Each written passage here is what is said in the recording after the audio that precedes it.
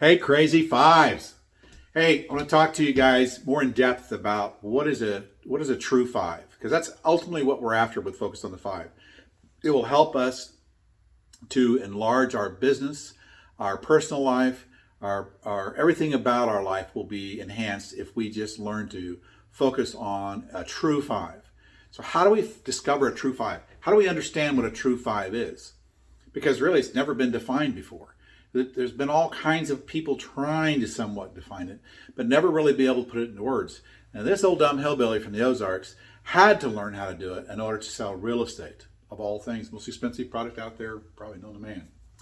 So, after 6,000 people that I sold property to and 12,000 personalities that I had to basically help them get to a decision, I thought, what is it about doing this that is unique and is a learned process? And I realized that I'm just in the people business, and that any business that you're in the people business. It doesn't matter what it is. Whether you're a plumber, electrician, attorney, a doctor, a realtor, or a car salesman, teacher, it doesn't matter what you're in. You're always in the people business. Because ultimately, that's all that matters, is people. So, if you think about it, the thing that separates people one from another the most is choices. In a word, there's a famous book written called the Bible, most famous book ever written. If there's a word in my mind that describes the Bible more than any other word, is the word choices. It talks about that we have a choice. We can either believe God exists or believe God doesn't exist. It's up to us. It's a choice. So I think it's the most valuable gift maybe that we've ever received individually, is our individual abilities to be able to make a choice. So it's a worthwhile thing to understand and maybe have a better comprehension of. And once you can do this, once you can figure out that there is a group of people out there that are the ones that make most of the choices in the world, that make the primary big choices, the big decisions, that they would be worth focusing on, because they make all things move forward, all things in life. So we're going to start out with this simple principle. There's two basic kinds of people in the way they make choices. One is the person who says, hey, I can make a choice like that. Not a problem for me. I can make it happen. Ask me a question. I'll give you an answer, and I'll go with it. I'm cool with it. You know what? You want me to go left? I'll go left. You want me to go right? I'll go right. But I'm going to make that choice, not you. I'll decide whether or not I'm going to make that choice or not. See, I'm not a follower. I'm not conservative. I am, at my nature, some form of a risk taker. I am a person who believes in the principle that to move things forward, I have to be able to make a choice on my own. I have to be able to make a decision on my own. See, some people call them leaders. Some people call them disruptors. Some people call them risk takers. Some call them founders of companies. There's a lot of different titles that we've gave them, but we're going to call them fives, because we believe that 5% of the human race is the ones who fit into that box, that category. And by the way, fives don't like boxes, and they don't go to boxes. They hate them. That's why we chose to brand them as fives. Just 5% of the population. No other name we want to give them, because they don't really want to be given a name or put into a category. So how do we come up with this 5%? How do we find them? How do we discover them? Well, if our study and our design and our desire is to understand the principles of how people make choices, then we need to understand that they fit into one of two categories. Now, what percentage of the people born from the time that they're a child are going to be, by their nature, a risk taker? And what percentage of them are going to be born to be a non-risk taker? They're conservative. See, the risk taker takes pride in who they are. The conservative person takes pride in who they are. Not wrong or right, it's just the nature of how people make choices. So I'll use an analogy. You know, the average person in America average man is 5'9.5" inches. So if that's average, then we'll draw a line up here that says, okay, here's that average number. And everybody above 5'9.5" is considered to be tall. And everybody below 5'9.5" is considered to be shorter. It's not right or wrong to be taller or shorter. Some may say, well, I'd rather be taller than be shorter, and some may say the other way. But the fact is that statistics says, and even DNA says, that certain people are going to be over 5'9.5", and others are going to be below 5'9.5". And we're talking about men. Women would be the same. There'd be an average for women as well in America. So let's just for a moment say that 20%, I believe this is a very accurate number, that 20% of the population, the total world's population, 20% is born to be a risk taker by their nature. In other words, they're a decision maker. They make those decisions. Well, we can all make choices. We can all make decisions. But some of us make those choices and decisions without really even asking anybody else their opinion. Isn't that crazy? Kind of nuts if you think about it, but not to a 5. And 80% of the world's population, 8 out of every 10 people, say, no, I tell you what, I'm going to stand back. I'm going to wait for one of those 20s to show up and let them be the first one to go into the fire. And then I'll decide if it got burnt or if it was worth it, or I'm going to kind of observe. I'm going to keep an eye on it. I'm going to think about it. Well, that's okay. Again, it's not right or wrong. It's just by the nature of the way that they make their choices. It is the basic foundation of the DNA of 80% of the people born on the face of the earth. I think God in his wisdom, personally, did that to create balance, because we sure wouldn't want too many of these guys. These 20%ers of this world would be really upside down. Probably got too many now. But now, let's think about this. If this is the case, if 80% of the people in the world are born conservative-minded and 20% are born risk-takers, then when you're born a risk-taker, isn't a pretty good chance that one or both of your parents are going to be conservative-minded? If you're born to be a 20%er, odds are pretty good you're going to get raised by somebody who's conservative. Now, see, that's already a problem. See, if over in China, there's 2 5-foot parents whose child is born, and the doctor looks at him and says, if it could happen, and the doctor looks at him and says, you know, you got an unusual kid here. This kid's going to be 7 foot tall. And the parents are like, oh my gosh, what are we going to do? This kid's going to grow up. He's growing faster. We can see at 8 years old that he's going to be way bigger than we were. You know what we're going to do? We're going to sit this kid down and we're going to tell them, don't think tall. Think short. Because, see, you live in China. And in this environment, we want you to fit in. We want you to be loved. We want you to be accepted. We want you to feel like you fit in because we love you. So, son, please think in terms of being short. So, you might just start thinking like, maybe shrug your shoulders a little bit and kind of stoop down a little bit when you walk through the doorways and you walk into a room. Don't draw a lot of attention to yourself because at 7 foot tall, you're going to do that and you're not going to fit in very well. They're going to see you as weird. They're going to call you a freak. They're going to call you crazy. And we really don't want that for our son. That is the conservative mind. That's how I view it. Of course, you got to know, I'm an extreme one of these. So you're going to hear it from my perspective. And later we're going to have people tell you from the perspective of an 80%er. Because it's really just about the nature of how we make choices. So you're going to hear it definitely from one extreme. But this first session is based off that principle. So I'm going to draw another line up here.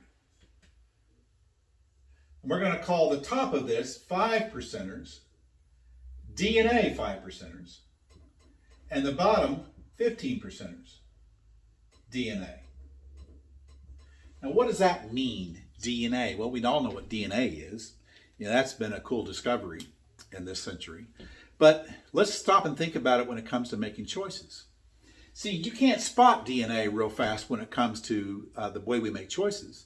You can spot it in the height of somebody. You can spot it in their speed. You can spot it in a lot of different things about people instantly when you walk in a room that's DNA related. But choices is much more difficult to do unless you're seasoned like I am, who co-wrote the book Focus on the 5. I can walk into a room and I can pretty much tell you who the 5s are in the room instantaneously.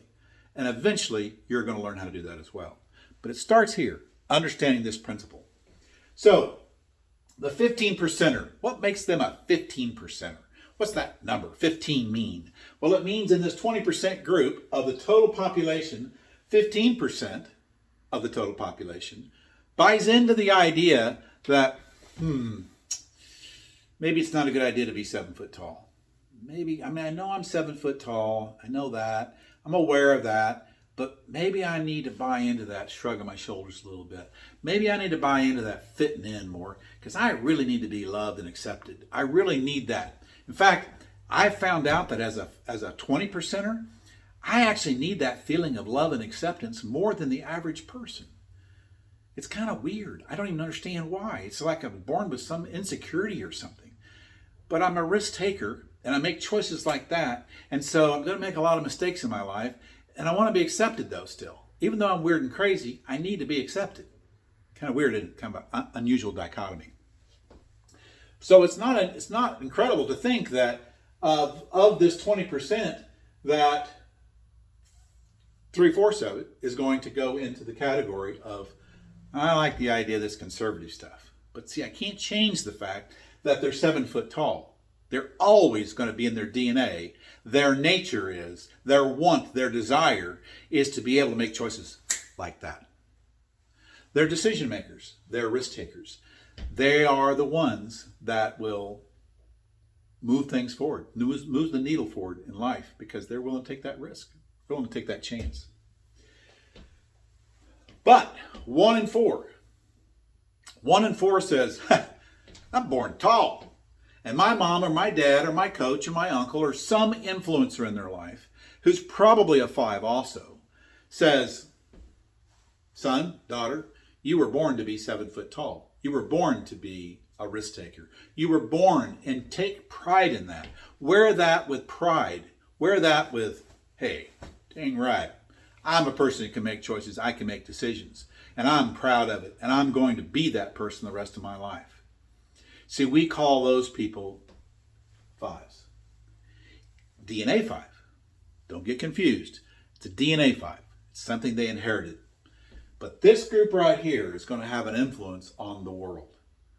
Because years ago, it dawned on me. I drove by, I was out driving in the country, and I had to make a drive every morning back in Tulsa, Oklahoma, to go out to a restaurant. And when I drove by it, I drove by the same group of cattle every day. And I got to noticing that there was this one particular cow that had weird spots on it, had a lot more spots than the other cows, but it was always the cow that was ahead of all the other cows. As they were moving across the field, so it was the same cow. Every day, I was like, there he is. He's out there leading the rest of the cows. I thought, well, what makes that cow so special? Why is that particular cow always the one that leads the rest of the group? Is he special or something? Or is it just possible that he was born that way? Is it just possible that he really had no choice? He had to be 7 foot tall. It's just the nature of who he or she is. So I started realizing that this is a pattern that nature has created, or God, or whatever you want to call it. But there is the 5%er and there is the 15%er. Now, let's drop to where the 80%ers are here, below this line. In that group right there, and this is a mathematical equation that actually makes sense, is that 80% are born conservative.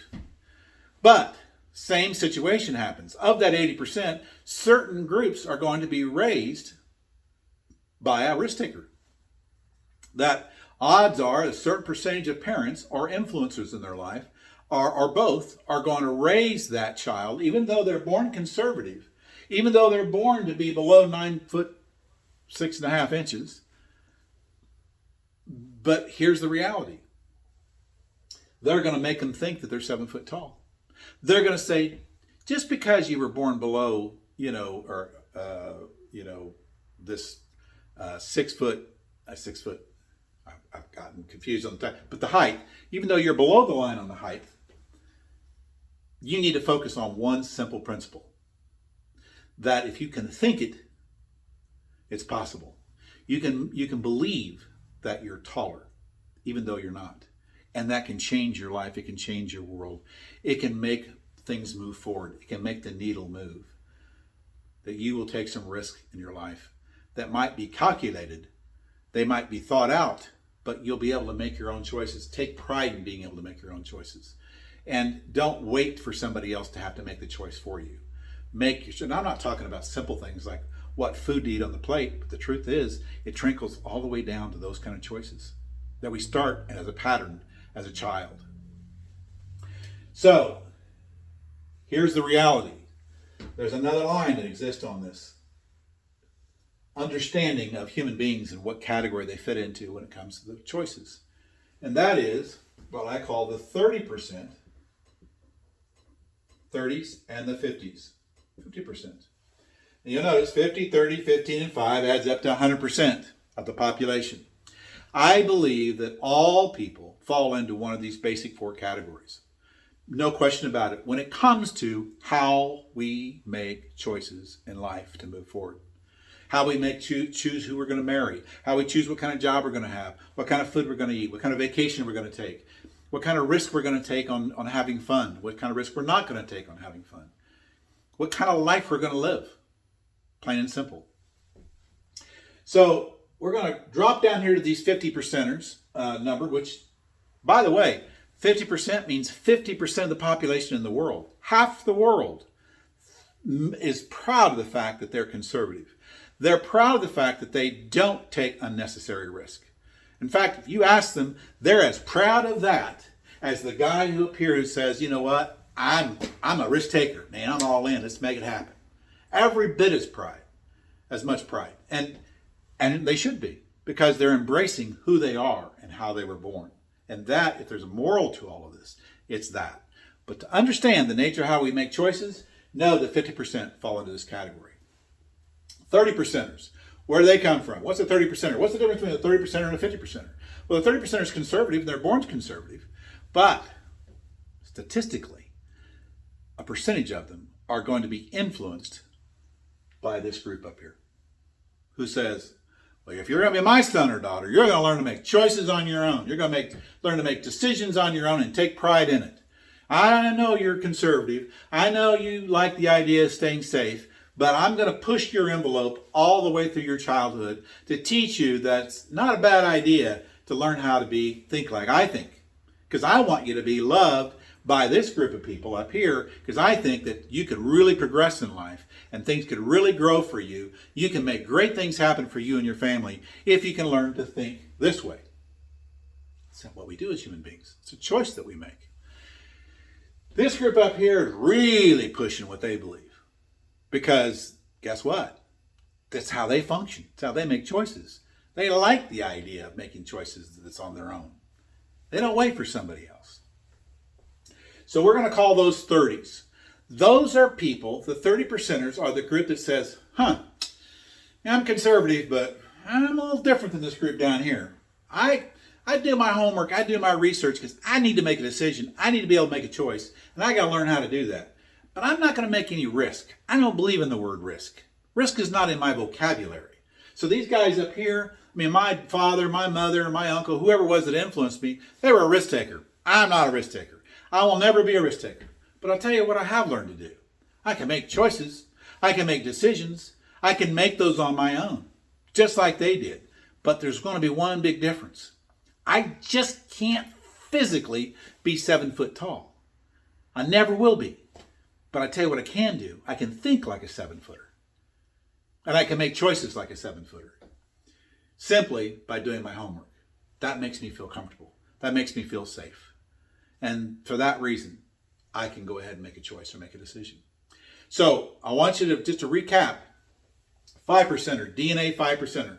A DNA 5%er is somebody who's true to how they were born. Okay? A 50%er. A 50%er is a conservative-minded person who stay true to who they are and how they were born. The 30%er, on the other hand, reality is they've been influenced. Outside influences actually influence them, not right or wrong. It's how it is. I actually think, in my personal opinion, that a 30%er finds the world more balanced. They actually find themselves getting along with the larger group. So this group down here doesn't get this group up here, and this group up here doesn't get this group down here. They're so far apart in the way they make choices that they clash. They actually just don't fit in. They don't work with each other. So, you ever heard the expression, I hate a salesman? Guess where most salesmen fall? Up here. Because, first of all, to be a salesman means that you don't have guarantees in life. You're working on a commission basis. So you just automatically fall into this group up here. And this group down here hates salesmen. You know why they hate them? Because they don't even understand them. It's like, whoa, who are you? What do you do? Who does a job like you do? I know what you're wanting. You just want my money. You just want to get in my pocketbook. And I'm conservative. You're not touching my money. So there's a real clash between the two.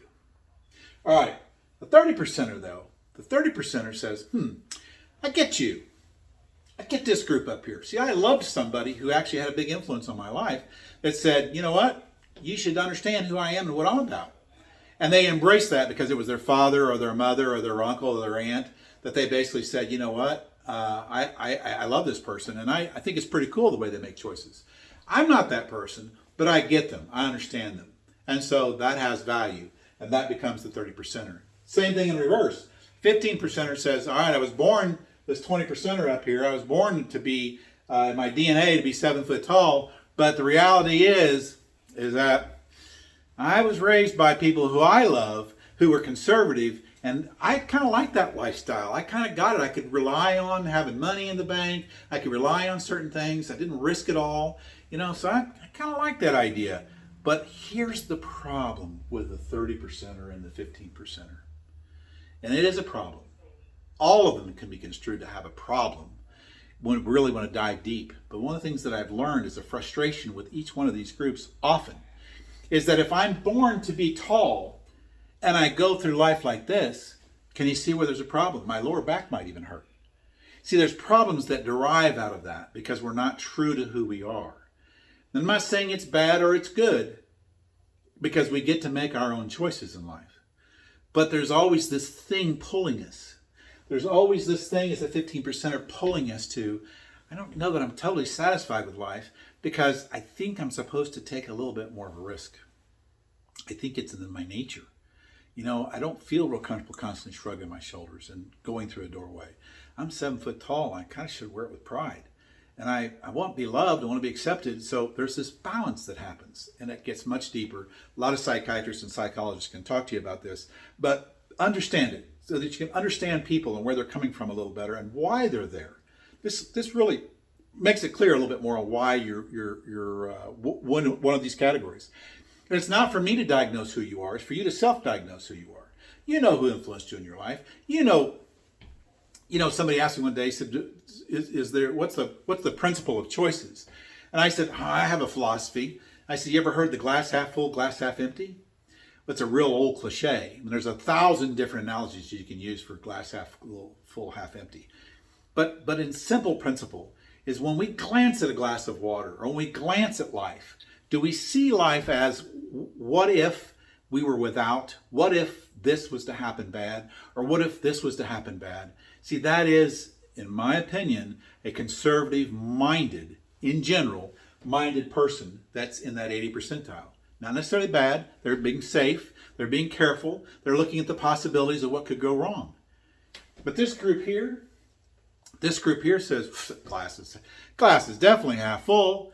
In fact, this group up here, you know what they're doing? The 5%, the true DNA 5, they're saying, hey, where's there another glass that I can fill up? Look at the possibilities. It's amazing what could happen if I could just find some more glasses. I'm not even concerned. It's not even on my radar that the glass could become empty. Yeah, you know what? I'm conscious of it. I know that glass could become empty, but I'll just refill it again. So big deal. So what? Why would I focus on that? Why would I choose to focus on the what ifs? What if I focus on the what ifs great side as opposed to the downside? So that's how we make choices. Know that these patterns exist in human beings and take it, guys, from a person who's learned everything the hard way in life. I was this extreme person who had an unbelievable desire to understand the principles of how people make choices. So this is what the first lesson of understanding the difference between what I call a DNA 5 and the learned 5. DNA 5, learned 5. And we're going to go to the next level and learn ultimately what is a true 5. Who is the 5 that we truly want to focus on? Be back soon.